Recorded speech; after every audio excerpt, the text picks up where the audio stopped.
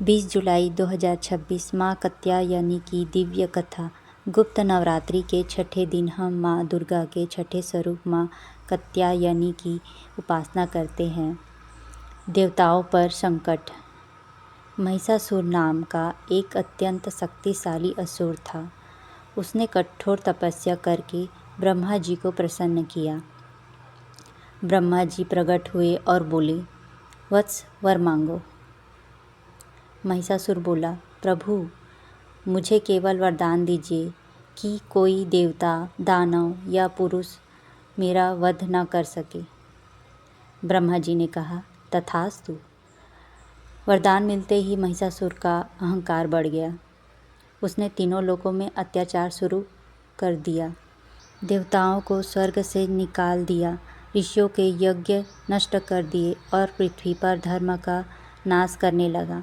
चारों ओर भय और अराजकता फैल गई। माँ कात्यायनी का जन्म। महान तपस्वी महर्षि कात्यायन वर्षों से देवी की आराधना कर रहे थे। उन्होंने प्रार्थना की, हे आदिशक्ति, यदि आप प्रसन्न हैं तो मेरी पुत्री के रूप में जन्म लेकर संसार का कल्याण करें। देवी ने उसकी भक्ति स्वीकार कर ली। आषाढ़ माह की शुक्ल षष्ठी के दिन देवी महर्षि कात्यायन के आश्रम में कन्या रूप में प्रकट हुई। महर्षि ने अत्यंत प्रेम से उनका पालन पोषण किया। क्योंकि देवी महर्षि कात्यायन के घर प्रकट हुई थी, इसलिए उनका नाम पड़ा माँ कात्यायनी पड़ा। देवी का दिव्य स्वरूप। माँ कात्यायनी का स्वरूप अत्यंत तेजस्वी था। उनकी 4 भुजाएं थीं। एक हाथ में तलवार, दूसरे हाथ में कमल, तीसरे हाथ में अभय मुद्रा और चौथे हाथ में वरदान प्रदान करती थी। वे सिंह पर सवार थीं। उनके दर्शन मात्र से भय समाप्त हो जाता था। महिषासुर का युद्ध। जब महिषासुर को पता चला कि एक दिव्य देवी का अंत करने आई है, तो वह क्रोधित होकर विशाल सेना के साथ युद्ध भूमि में पहुंचा। असुरों ने चारों ओर से देवी पर आक्रमण कर दिया, लेकिन माँ कात्यायनी शांत भाव से सिंह पर बैठी रही। फिर उन्होंने अपने दिव्य शस्त्रों से असुरों का संहार प्रारंभ किया। उनका सिंह भी गर्जना करते हुए असुरों का विनाश करने लगा। युद्ध कई दिनों तक चलता रहा। एक एक करके महिषासुर के सभी सेनापति मारे गए। महिषासुर का मायावी रूप।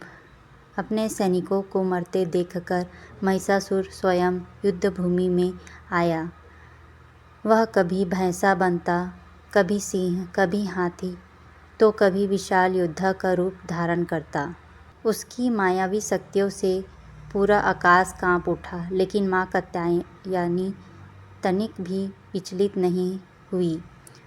उन्होंने अपने त्रिशूल, तलवार और दिव्य शक्तियों से उनके प्रत्येक वार को विफल कर दिया।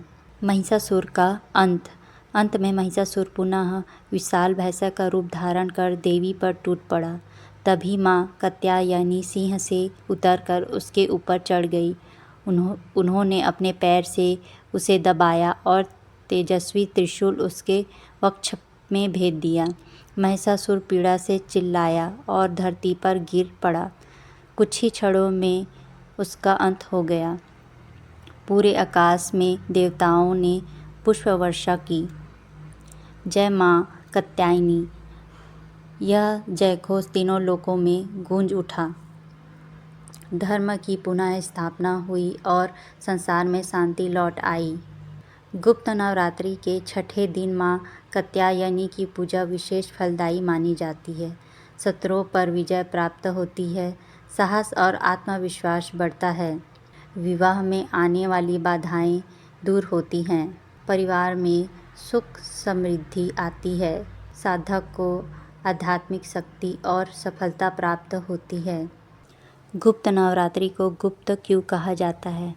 गुप्त नवरात्रि सामान्यतः नवरात्रि की तरह केवल सार्वजनिक उत्सव नहीं है, बल्कि यह विशेष रूप से साधना, आत्मचिंतन और आध्यात्मिक उन्नति का पर्व माना जाता है। अनेक साधक इन 9 दिनों में देवी की विभिन्न स्वरूपों की गोपनीय रूप से उपासना, मंत्र जप और ध्यान करते हैं। इसी कारण इसे गुप्त नवरात्रि कहा जाता है। जय माँ कात्यायनी, जय माता दी। अगर आपको यह वीडियो पसंद आई है तो लाइक सब्सक्राइब करना ना भूलें।